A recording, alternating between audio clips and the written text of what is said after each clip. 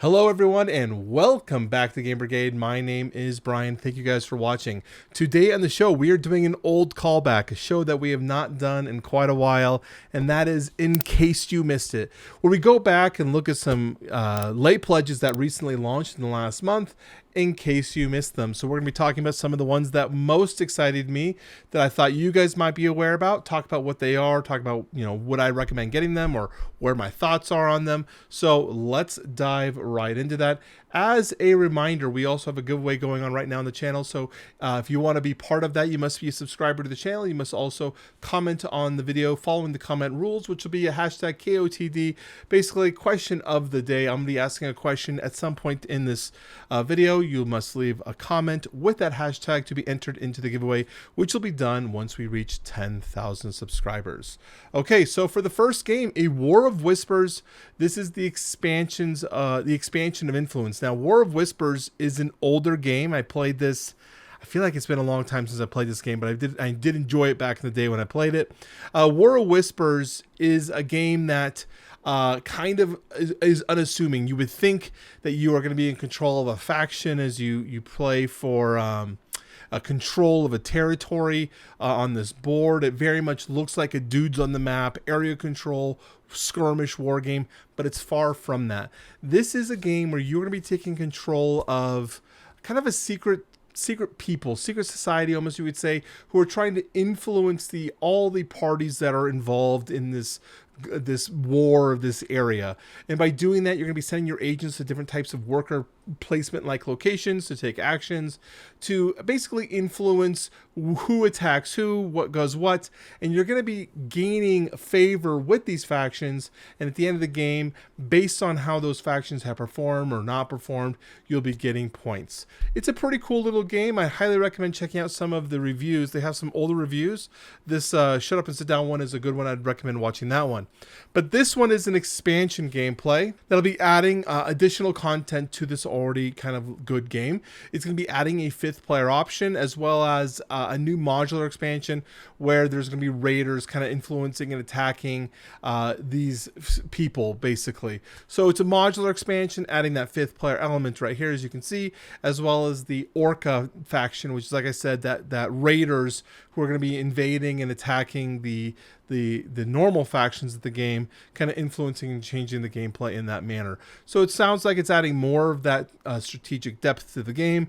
Looks really good. Price is really good. So let's take a look at the rewards here real quick. So $29 gets you the expansion, but you're obviously going to need the whole thing if you're new to the program.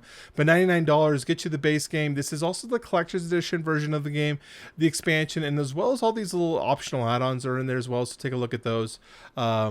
This is from Tabletop Tycoon, so these are the guys that make like Everdell and whatnot. Like, they have a lot of games. Deadly Dowagers is a game that I love. So definitely recommend checking out their whole catalog.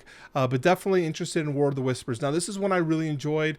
I have a friend in the game group who owns this one, the original game. So I'm going to make sure he's aware of it, because I think it'd be one I would recommend backing if you already own this game or if you're looking for this kind of strategic depth to it. Okay, the next game we're taking a look at is Helldivers 2, the board game. I have a should you back on this game, so if you were looking for way more in-depth conversation about this game, I would recommend watching my should you back. But this one, I just want to talk real quick about this one. If you were looking for a video game adaptation of Helldivers, dudes on the map, fighting against big monsters in a cooperative game, this might be for you. The big question I had at the time when I did my video is they had 2 expansions that were not yet released, which was these ones up here. Those have been released, and they're a little bit more lackluster than I originally hoped they would be, but it is the loadout expansion and the terrain expansion. If we want to take a look at exactly what those are providing in terms of our value, we can go to unlocked content, and you can see that the loadout expansion, they'll tell you up here at the top corner. Let's go to Gamefound so it moves over a little bit. If you see up here, it says loadout expansion. These are going to be specifically from the loadout expansion that was unlocked. It's just additional equipment, things that I would expect to be in this game because they're part of the game already. You got some more emotes, some more gear and whatnot. Nothing terribly exciting, but you know, it is what it is. This is the terrain expansion. Now, when I heard terrain, I was thinking like potentially like 3D terrain that would be on the board. One of the biggest complaints people have is that the board is kind of muddled and kind of plain looking. This one's going to be adding in additional biomes for you to play in, because in the video game there are a lot of biomes, but realistically they are still kind of drab single color tone worlds that you're fighting on. So you can see here in the planetary campaign terrain pack, they've unlocked these ionized gasland ones. You've got the Arctic biome. I thought I saw one more, but maybe not. And you got some more stuff here, the Plague Docker, which is more gear, more things to flesh out the game. Those are available in the higher pledge. So if you're looking for the Hell Commander pledge at 246 pounds, that's there. My initial reaction is I'd probably hold off on this unless I was a big fan of Helldivers IP and I wanted to transfer this from the video game space to the tabletop space. One of the questions whenever I'm dealing with any sort of IP game that's a computer game that also is involved into a board game, I want to know is, what is this providing better than what I can just get on the video game that I can't, like, you know, usually it's, well, I want to play with my friends. I want to experience it with my friends. I question if this one's better though. It might be fiddly. The gameplay mechanics aren't the best. And it's also very expensive comparatively to the normal video game version.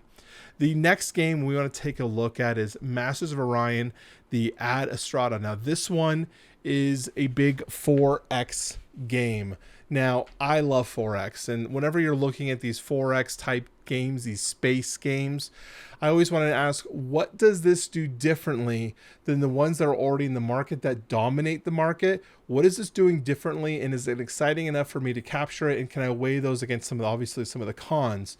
Now, when you come down here to the gameplay at a glance, I do think it does a really good job of kind of explaining what makes this game somewhat unique, and I think that's pretty cool. So obviously you have your asymmetrical factions. These have those different types of tech trees and things, so additional unit powers. I like those things.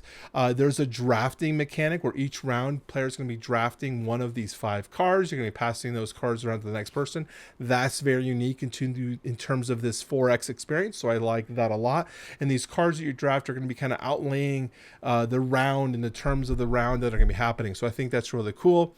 You have different types of planets you're going to be discovering, and the way the planets are lined are going to kind of dictate the way the galaxy is played. And there's also a unique system with the hyperlanes. You can kind of see these half circles on the edge of the boards. You have to have them connected, from what I understand, to have a succinct hyperlane so you can actually move in, which can make the board, this could be a plus or minus, really interesting to navigate. It could be very negative because there are games where I've played where people have made hyperlanes that are like Eclipse can have this situation where you can cut off hyperlanes, and you can make it so there's cutoffs and choke points, make it so no one can come get anywhere without going through a massive choke point. So those add elements. I think that's kind of cool. The other thing I think is interesting about this game is one of the elements of playing an RTS game like these kind of games on a video game, such as what this IP is that there's multiple strategies of gameplay. Not only do you have military, you also have diplomacy, which is implemented in this, which is great, but they also have the different types of ways you build. Most board games that are these type of things are wanting you to go wide, which means you want to expand your empire as big as you can, because that's the best way to get resources so you can build bigger fleets and whatnot.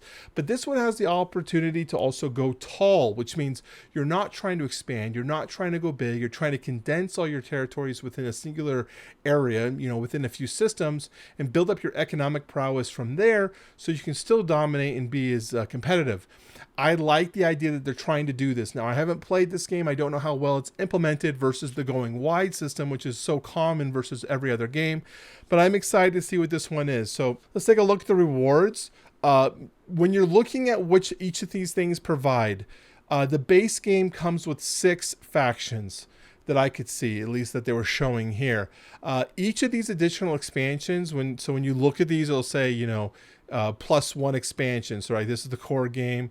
The Space Cadet, if you go with the next one, it's like one expansion, right? One of 3 expansions. Each of these 3 expansions are effectively adding additional races, 3 on average, with this final one being just 1 race, but it's kind of like a special race. It's kind of like a hyper powered race. I'm not sure how gameplay balanced it is without playing it, but that's the idea.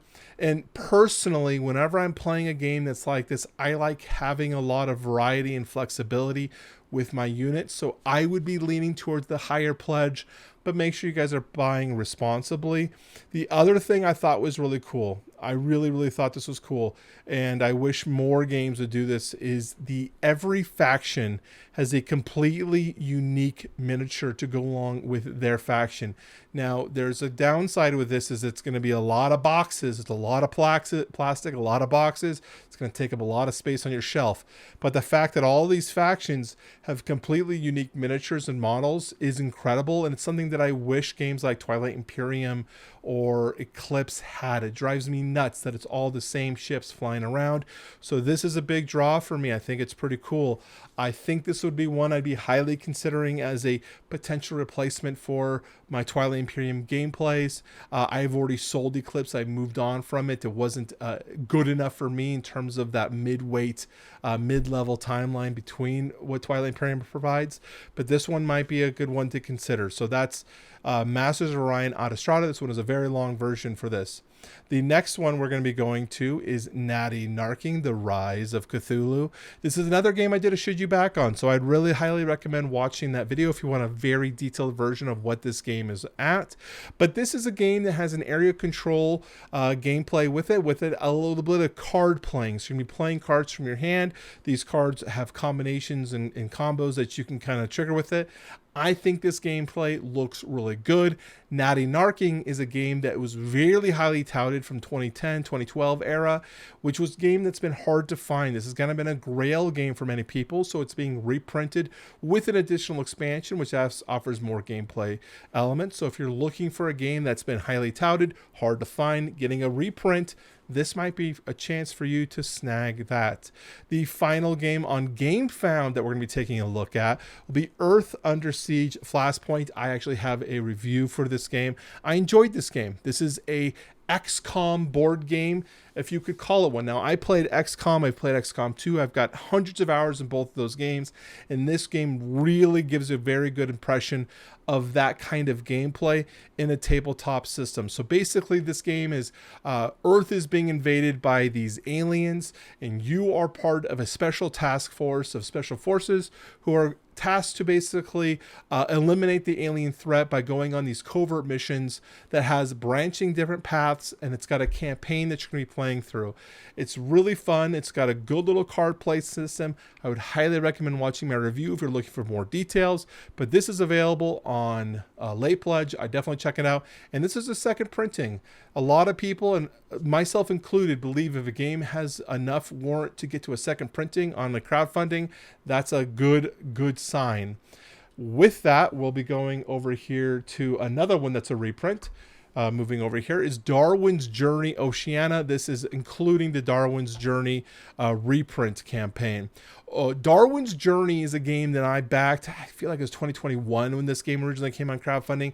I enjoyed it. I've actually sold my copy in the interim since this campaign is released, but that's because of personal reasons in terms of the gameplay, and that it was a very hot game and I was able to get my money back plus some when I sold it.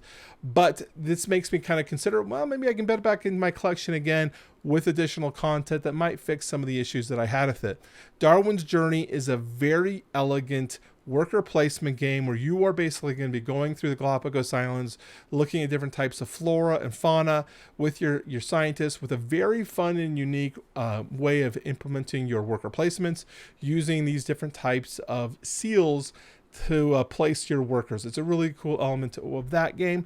Now, with this though, the new expansion, the only thing I'm kind of curious about, it's including it's including a new board because it has additional stuff. I feel like there's a lot of new boards all the time because you have the base game in its board, and what happens if you bought the playmat with that one? Now you've got a new board. I'm a little upset with that regard. Maybe they could have done like a sideboard to go additionally to the to the player board, but whatever, you know, that's just a personal take on it. But this one is a game that's highly touted, very well regarded. People seem to love this game. Like I said, I sold mine for more than I pledged for it back in the day, so that was after it's been played, given that. So it definitely held its value in that regard. I was excited for it when it came out. Didn't love it myself, but I know a lot of people do. So there you go. The final game that we're going to be taking a look at is Scales of Fate from Ivy Studios. This is the 2-player game that plays in the Veiled Fate universe. Now, this is one that I was very surprised. I also have a video on this one if you want to watch that one. I was very surprised when I was told from Ivy Studios that they're going to be releasing a Veiled Fate 2-player variant. I'm like, how is that going to be possible? The idea of Veiled Fate is that you're going to be taking control of a demigod, of one of like 9 or 12. There's a variety of them, and you are trying to influence the board to get them to have the highest points in terms of their placements.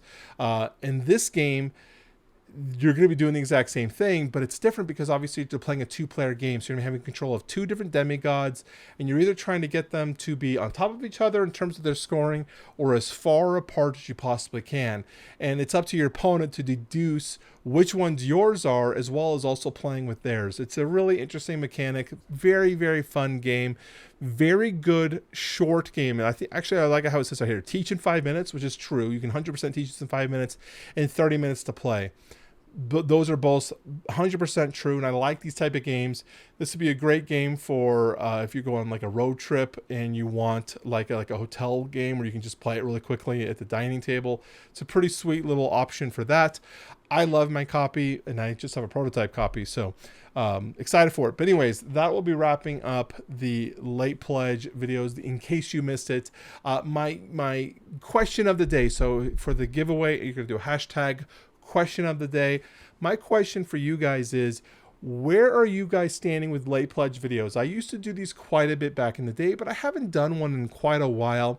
I was going back through my old videos, kind of looking at like what kind of content I used to make, what was popular, what did I forget about, because a lot of times I forget that I even do these kind of things. I was like, damn, I used to do those. I enjoyed doing them. So I want to kick it back to you guys and think, what do you guys think? Would you like to see this be a bi-weekly or monthly series? Let me know in the comment section down below. Anyways, my name is Brian, and I will talk